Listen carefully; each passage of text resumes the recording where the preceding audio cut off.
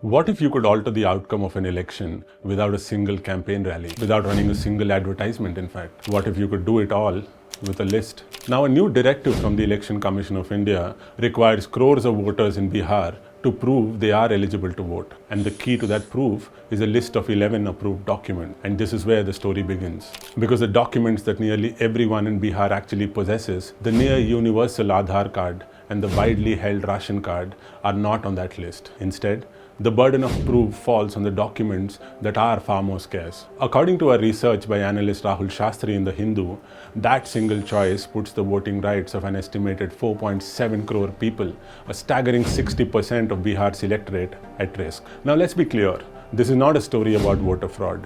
This is a story about how a simple administrative rule could create massive, predictable problems for millions of people. An investigation by The Wire, built on the government's own data, reveals a story of exclusion built on three deep cracks in Bihar's social foundation: geography, demography, and history. First, geography.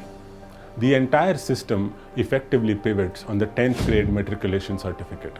It's the most common document on the approved list. But analysis shows as many as 2.6 crore people in the 18 to 40 age group alone likely don't have this document. And this burden, of course, is not shared equally.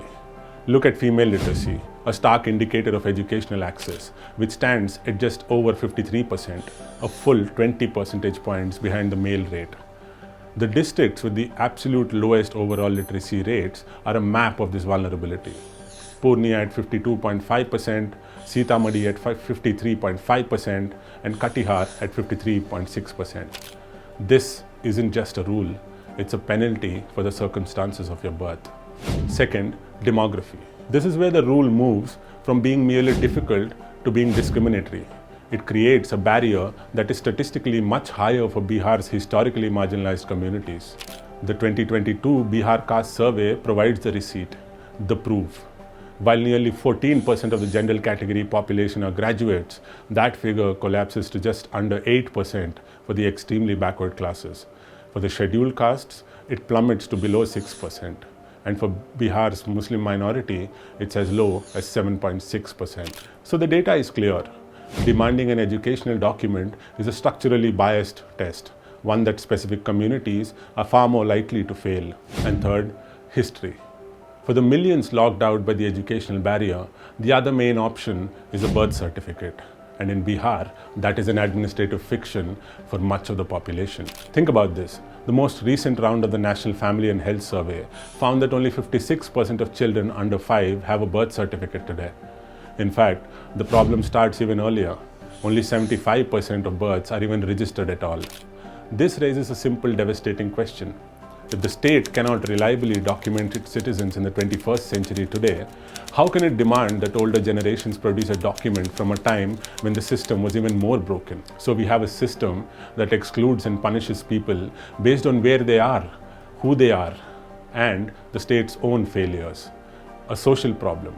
But in Bihar, like almost everywhere in the world, every social problem is a political story.